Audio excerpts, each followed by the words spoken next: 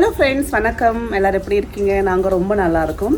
So நீங்கள் வந்து நம்ம சேனலில் நிறைய கண்டென்ட் பார்த்துருப்பீங்க, ட்ராவல் வ்ளாக்ஸ் பார்த்துருப்பீங்க. நான் தனியாக வந்து வீட்டில் வேலை செஞ்சுக்கிட்டே மோட்டிவேஷன் சொல்லியிருப்பேன், கொஞ்சம் சீரியஸான டாப்பிக்கும் பேசியிருப்போம். ஸோ நிறைய அந்த மாதிரி நீங்கள் பார்த்துருப்பீங்க. பட் இப்போ பார்த்தீங்கன்னா ஒரு அம்மா பொண்ணோட அந்த ஒரு கேஷுவலான டாக், பாண்டிங், ரொம்ப ஃபன்னான விலாக், ரொம்ப ஜாலியான பேச்சு. எங்கள் அம்மாவுக்கு தமிழ் அவ்வளோவா வராது.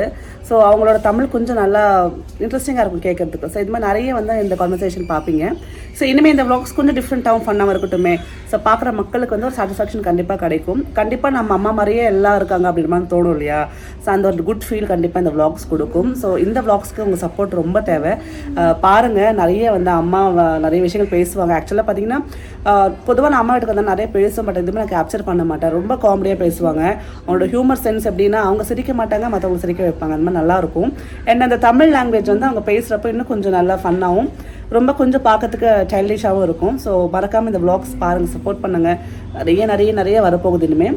ஸோ இப்போ வாங்க வீடியோக்குள்ளே போகலாம்.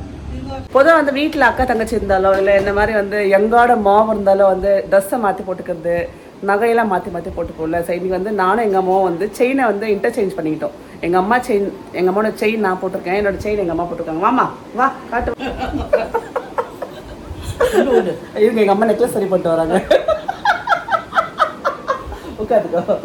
காஃபி மாடி போட்டு பாருங்க, இது என்னோட செயின். அவங்க போட்டிருக்க ரொம்ப நாளும் என் செயின் எனக்கு வந்து எங்க அம்மாவுக்கு. அம்மாவா இல்லையா? ஏன் செயின் உனக்கு அண்ணா, உன் செயின் கண்ணா, ஏன் செயின் உனக்கு அண்ணா. ரொம்ப நாளாக டாலர் மேல டாலர் ஏன் செயின் தான் அம்மா செயின் நல்லா இருக்கே சொன்னேன். சரி பொண்ணு தான் எடுத்துக்கோ அம்மா சொன்னேன். பாரு, அதாவது இது வந்து இவங்க போட்டுக்கிற செயின் வந்து 2.5 பவுன், இது வந்து 2 காலம். கால எங்கிருந்து வந்தது காலு? இது வந்து 2 பவுனோட இரு. சரி, 2 பேரும் செயினை மாற்றி போட்டு பிடிச்சிருக்காமா உனக்கு?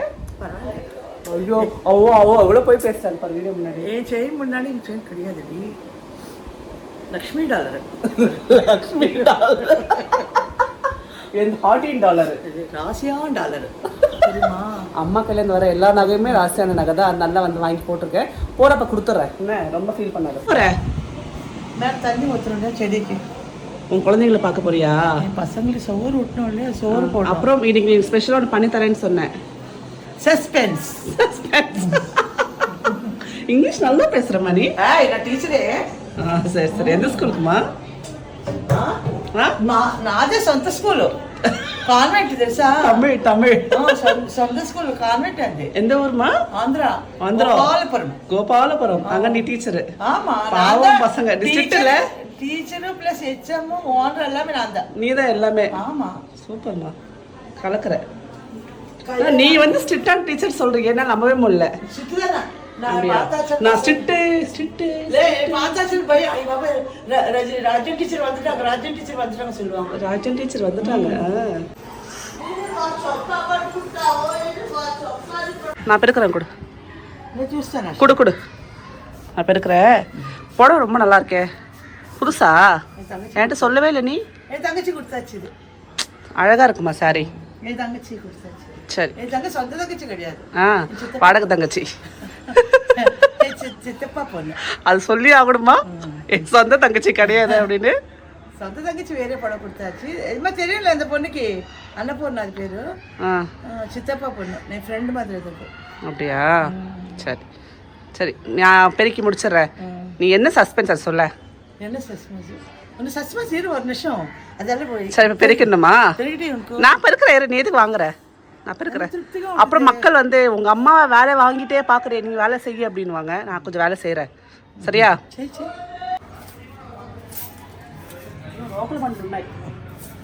ఉండి చచ్చిపోతాయి పాప, ఏం చేస్తే లోకపడి మనుపులు వెళ్తాను ఏంటి ఏం అవదు, అయితే మంటలో పడే.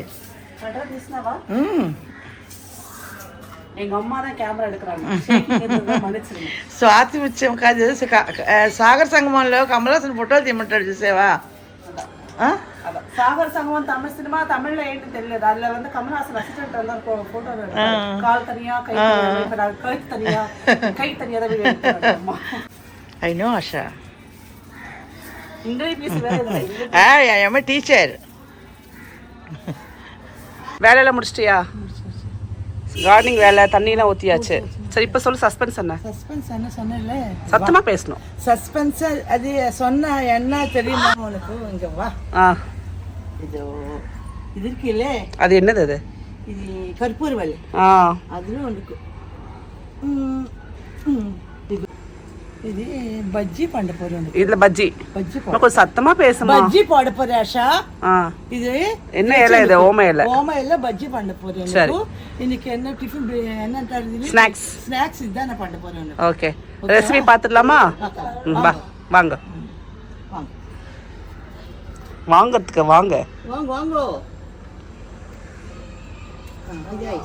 போதுமா? அது போதும். ஃபர்ஸ்ட் டைம் நான் கேள்விப்படுறேம்மா ஓம இலையில பஜ்ஜி. நல்லா இருக்குமா? எங்க அம்மா செய்வாங்க தெரியுமா? அம்மா வீட்டுல அம்மா செய்வாங்க. இதுக்கு சின்ன பசங்க கொடுத்தா கூட வயிறு வராது. வயிறு வராது. வீட்டுல இந்த இலை இருக்குன்னா இப்ப இந்த ரெசிபி பாத்துக்கோங்க. வீட்டுல பஜ்ஜி செஞ்சு கொடுங்க. மருத்துவ குடைகள் நிறைந்த ஒரு பஜ்ஜி. கரெக்டா? எங்க வீட்டுல எங்க அம்மா கொடுப்பாங்க, சின்ன பசங்களும் கொடுப்பாங்க. இது ஓமம் இருக்குல்ல, ஓமம் ஜீரணம் நிறைய ஆயிடும் அதுக்கு. சரி, அதனால ஓம இலை பஜ்ஜி போட்டாச்சுன்னா கடல் மாவு கொஞ்சம் நிறைய பேருக்கு வயிறு வலிக்கும் சொல்லுவாங்கல்ல. கடல் மாவு கொஞ்சம் ஓமம் போட்டு இது போட்டு செஞ்சிச்சுன்னா பசங்களுக்கு வயிறு வராது, டேஸ்டா இருக்கும். சரி பார்க்கலாம், வா ரெசிபி பார்க்கலாம். இதெல்லாம் காலையை மெயின் ஆஃப் பண்ணி என்ன எழுப்பினேன்? தூங்கிட்டு இருந்தவளைய மெயின் ஆஃப் பண்ணி ஃபேன் ஆஃப் பண்ணி கொடுமை பண்ற நீ. ஆனா உமா சிரிக்கிறா பாரு. இல்லை அவங்க கூப்பிட்டு நான் எந்திரிக்கலன்னா இது இப்படி ஆஃப் பண்ணிருவாங்க. நான் ஐயோ கரண்ட் போச்சே காத்துல எந்திரிச்சிருவேன். என்ன ஒரு வில்லத்தனம்! இந்த அப்பாவே முடிஞ்சல எவ்வளோ விண்ணத்தனம் இருக்கு பாரு.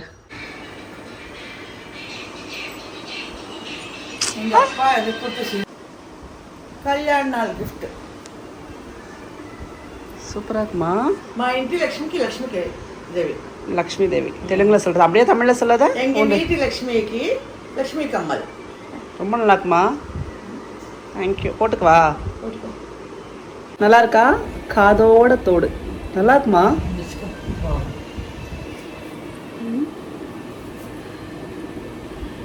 எங்கம்மா வச்சுக்கோ, நல்லா இருக்கு, வச்சுக்கோ. க்ளீன் பண்ணுமா? அதை தனித்தனியாக ஒரு இலையை எடுத்துடணும். இலை மாதிரியே ஓகே. பசங்க விரும்பி சாப்பிடுவாங்க இந்த மாதிரி கொடுத்தா. அப்படியா? ஏன்னா நல்லா வாஷ் பண்ணல. ஆமா, வீட்டுக்கு போய் விமானுக்கு பண்ணி கொடுது. சரி பண்ணித்தரேன். வயிறு வராது, கேஸ்ட்ரிக் ப்ராப்ளம் வராது சாப்பிட்டா. விமான் மட்டும் இல்லை, எல்லாமே சாப்பிடலாம். சின்ன பசங்க சொல்றேன், வயிறு வலி இருக்காம நல்ல ஸ்நாக்காவும் இருக்கும், நல்ல ஒரு வந்து மெடிசனாவும். சூப்பர் சாப்பிடலாம் தெரியுமா? அப்படியா?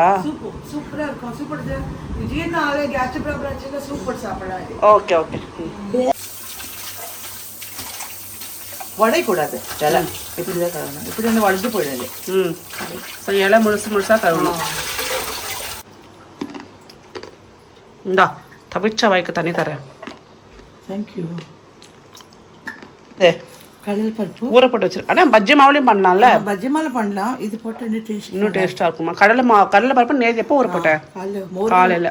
மோர்கன் பண்ணியாச்சுல, அதில் கொஞ்சம் கடல் மாவு வச்சுட்டு இது கொஞ்சம் வச்சிருக்கேன். Okay okay. நல்ல மாவு அரைச்சிக்கணுமா? அதை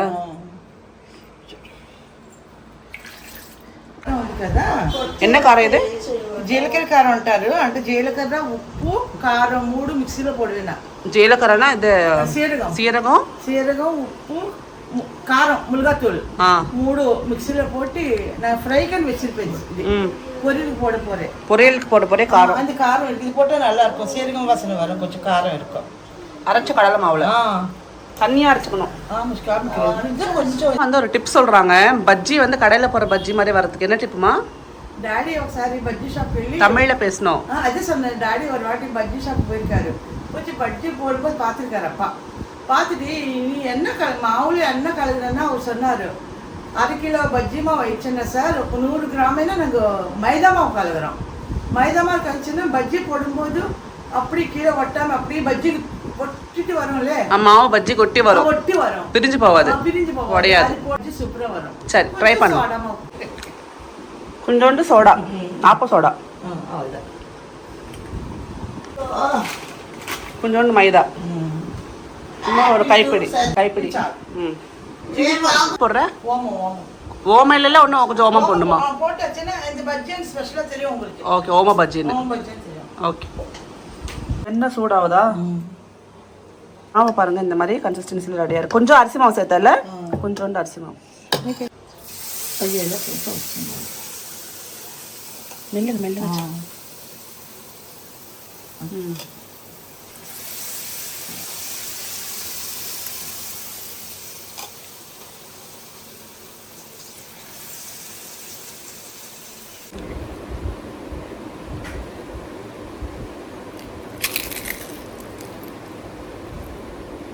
உண்மையிலே ரொம்ப கிறிஸ்பியாக இருக்குது. உள்ளே அந்த ஓம இலை தெரியல, டேஸ்ட்டே வந்து பார்த்தீங்கன்னா இலை ஏதோ இருக்குது தெரியல, ரொம்ப டேஸ்டியாக இருக்குது. அது எப்படி சொல்லுன்னு தெரியல, நல்லா மொறுன்னு.